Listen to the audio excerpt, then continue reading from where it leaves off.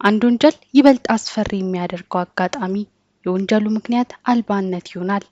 አንድ ወንጀለኛ አንድ ወንጀል ወይም የነፍስ ግድያ ለመፈጸም ምንም አይነት በቂ ምክንያት ከሌለው የገዳዩ አእምሮ ሰውን በማጥፋት የሚረካ በመሆኑ ጠላት የለኝም ብሎ የሚያምን ሰው ራሱ ያለ በቂ ዝግጅት የእንደዚህ አይነት ሰው ተጠቂ ይሆናል።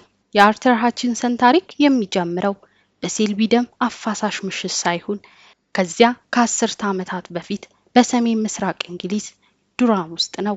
የአንድ ሰው የጭካኔ መንገድ ብዙ ጊዜ የሚጀምረው በለጋነቱ በሚያጋጥሙት ክስተቶች ነው። ሃቺንሰን በ1941 ተወለደ።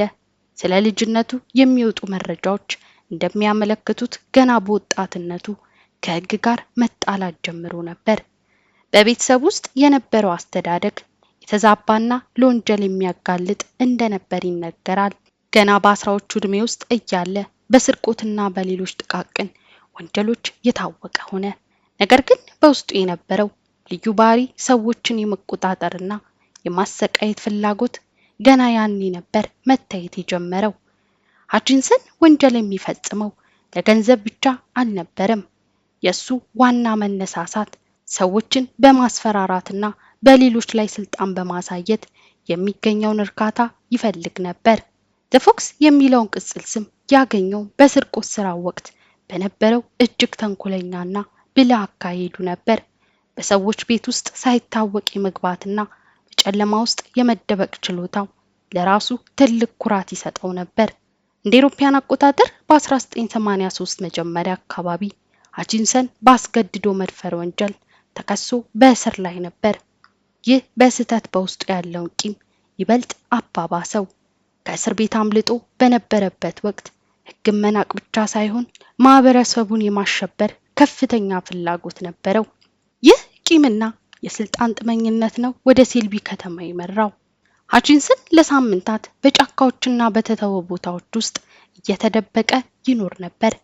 ልክ እንደ አደን እንስሳ የሚቀጥለውን ኢላማውን በዝምታ ይከታተል ነበር። የላንግተን ቤተሰቦችን የመረጠው በአጋጣሚ አልነበረም።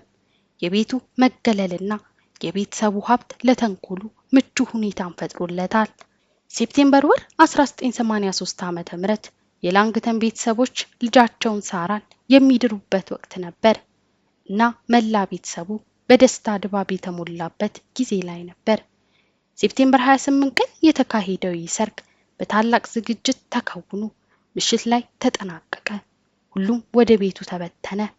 የቤቱ አባወራ የሆነው ባሲል ላንግተን በዛች ቀን በዳራት ልጁ ደስታ ሊያሳልፍ የሚችል የደስታ እንቅልፍ መገመት አያዳክትም።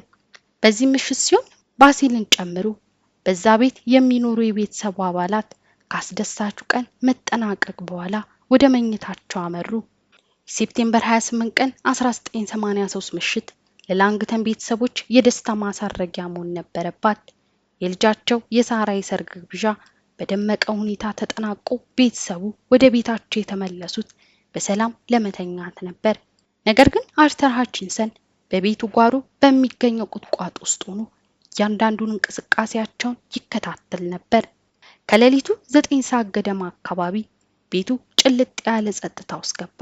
ሃቺንሰን ይህንን አጋጣሚ ተጠቅሞ በደቡባዊው የቤቱ ክፍል በሚገኝ መስኮት በኩል በዝግታ ሰርጎ ገባ። ሃቺንሰን ወደ ቤቱ የገባው በድንገት ሳይሆን እያንዳንዱን እርምጃ በከፍተኛ ጥንቃቄ በማስላት ነበር። በእጁ የያዘው ቢላዋና በልቡ የነበረው የጭካኔ ፍላጎት ለቤተሰቡ የማይታለፍ አደጋ ይዞ መጥቷል። የቤቱ ባለቤት የሆኑት ባሲል ላንግተን ድምጽ ሰምተው ከእንቅልፋቸው ነቁ። ሁኔታውን ለማጣራት ወደ ታችኛው ክፍል ሲወርዱ በጨለማ ውስጥ ተደብቆ ከሚጠብቃቸው ገዳይ ጋር ፊት ለፊት ተገናኙ። ሃቺንሰን ምንም አይነት ርህራሄ አልነበረውም። ባሲልን በቢላ በመውጋት በጭካኔ ገደላቸው። ባለቤታቸው ፍሬዳ ድምጽ ሰምተው ለመድረስ ሲሞክሩ እሷን በተመሳሳይ ሁኔታ የሃቺንሰን ሰለባ ሆነች። ሃቺንሰን በዚህ አላበቃም። ወደ ላይኛው ፎቅ በመውጣት የ28 ዓመቱን የላንግተን ቤተሰብ ልጅ ሪቻርድን በጭካኔ ገደለው። ሪቻርድ የሙሽራው ሚዜ ሆኖ የዋለበት ዕለት የመጨረሻው የህይወት ምሽት ሆነ። በቤት ውስጥ ከነበሩት ሰዎች መካከል በህይወት የተረፈችው የ18 ዓመቷ ኒኮላ ብቻ ነበረች። ሃቺንሰን ኒኮላን በቢላ አስፈራርቶ ለሰዓታት ሲያሰቃያት አደረ። ጎህ ሲቀድ ታዲያ ሃቺንሰን ከቤቱ የወጣው የቤተሰቡን መኪና ይዞ ነበር። ከመሄዱ በፊት ግን ዱካውን ለማጥፋት ሞክሯል። ነገር ግን ምንም ያህል ቢሆን በቦታው ላይ ጥሎት የሄደው አንድ ወሳኝ ማስረጃ ለወደፊት በቁጥጥር ስር እንዲውል ትልቅ በር የሚከፍት ነበር። በሴልቢ ከተማ የሚገኘው የላንግተን ቤተሰብ መኖሪያ ቤት የሰላም ሳይሆን የሲኦል ምሳሌ ሆኖ ተገኘ። ጎረቤቶችና በሕይወት የተረፉት ዘመዶች ፖሊስን ሲጠሩ መርማሪዎቹ ወደ ቤቱ ሲገቡ ያዩት ነገር በቃላት ለመግለጽ የሚያስቸግር ነበር።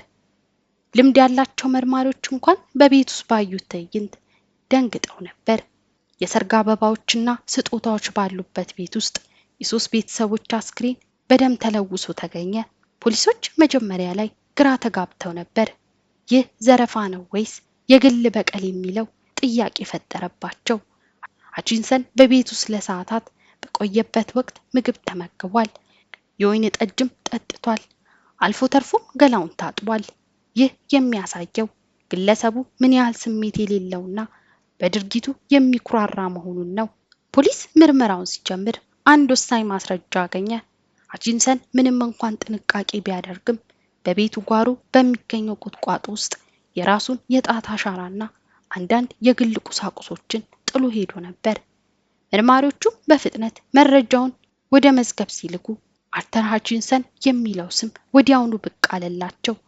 ከእስር ቤት አምልጦ የነበረው አደገኛ ወንጀለኛ እንደሆነም ለመረዳት ቻሉ። ከዚህ በኋላ የብሪታንያ ፖሊስ ታሪክ ታይቶ የማይታወቅ ታላቅ አደን ተጀመረ። ሃቺንሰንም ቀላል ሰው አልነበረም። በጫካዎች በፈራረሱ ቤቶችና በገጠራማ ቦታዎች ውስጥ እየተደበቀ ለሳምንታት ፖሊስን አታለለ። ከ800 በላይ የፖሊስ አባላት ፍለጋውን ተሰማርተው ነበር። መላው የሰሜን እንግሊዝ ነዋሪ በሩን ቆልፎና መስኮቱን ዘግቶ መኖር ጀመረ። ይህ አደገኛ ሰው በማንኛውም ሰዓት በጓሮ ሊመጣ ይችላል የሚለው ስጋት በየቤቱ ሰፈነ። እሱ ግን አሁንም አልተረታም ነበር። በየቦታው እየተዘዋወረ ትናንሽ ስርቆቶችን በመፈጸም ቆየ። ሃቺንሰን ምንም ያህል ብልህ ቢሆንም ፖሊስ የእሱን እንቅስቃሴ አጥብቆ መከታተሉን ቀጥሏል። በመጨረሻም ሃቺንሰን የተደበቀበት ቦታ ታወቀ። አርተር ሃቺንሰን ለሳምንታት በጫካዎች ውስጥ ተደብቆ ቆይቷል። ፖሊስ እሱን ለማግኘት ያደረገው ጥረት ከፍተኛ ቢሆንም እሱ ግን አንድ እርምጃ ቀድሟቸው ይሄድ ነበር። በመጨረሻም ፌብሩዋሪ ወር ላይ 1983 መጀመሪያ ላይ ሃቺንሰን በሰሜን ምስራቅ እንግሊዝ በሚገኝ አንድ የእርሻ ቦታ አካባቢ ተገኘ። ለሳምንታት በብርድና በረሃብ ተዳክሞ ስለነበር መጀመሪያ ላይ የነበረው ድፍረት ጠፍቶ ነበር። ፖሊሶች ከበውት በቁጥጥር ስር ሲያውሉት በአካባቢው ነዋሪዎች ላይ ሰፍኖ የነበረው ትልቅ ፍርሃት በአንድ ጊዜ ተገፈፈ። ሃቺንሰን ፍርድ ቤት በቀረበበት ወቅት ምንም አይነት የጸጸት ስሜት አላሳየም። እንዲያውም በምርመራ ወቅትና በፍርድ ቤት ሂደት ላይ በፈጸመው ድርጊት እንደሚኮራ በሚያሳይ መልኩ ነበር የሚንቀሳቀሰው። በመጨረሻም በ1984 ዓ.ም ሃቺንሰን የእድሜ ልክ እስራት ተፈረደበት። ነገር ግን ታሪኩ በዚህ አላበቃም። የብሪታንያ የሀገር ውስጥ ጉዳይ ሚኒስቴር የነበሩት የሃቺንሰንን ወንጀል አስከፊነት በመመልከት በጭራሽ ከእስር እንዳይፈታ የሚል ትዕዛዝ አስተላለፉ። ይህ ማለት ሃቺንሰን እስከ ዕለተ ሞቱ ድረስ ከእስር ቤት አይወጣም ማለት ነው።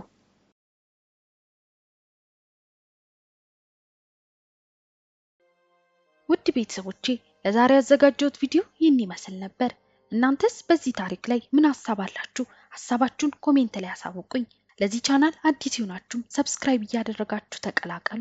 ቪዲዮ ከተመቻችሁ ላይክ በማድረግ እንዲሁም ሼር እያደረጋችሁ ለሌሎች እንዲደርስ አግዙኝ እያልኩኝ በሌላ አዲስ ታሪክ እስክንገናኝ ድረስ ቸር ቆዩልኝ።